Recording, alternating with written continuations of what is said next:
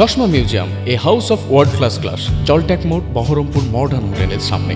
মুর্শিদাবাদ জেলায় চমক দেখালেন তৃণমূল কংগ্রেসের বহিষ্কৃত বিধায়ক হুমায়ুন কবির। নতুন দল আম উন্নয়ন জনতা পার্টি গড়ে এবার দুটি আসনে লড়াই করেছিলেন তিনি। রেজিনগর ও নওদা 2 কেন্দ্রে তৃণমূল ও বিজেপি প্রার্থীদের পেছনে ফেলে দিয়ে এগিয়ে গেলেন হুমায়ুন কবির। ফলাফলের ট্রেন্ড সামনে আসতেই তার সমর্থকদের মধ্যে উচ্ছ্বাসের ছবি লক্ষ্য করা গেল।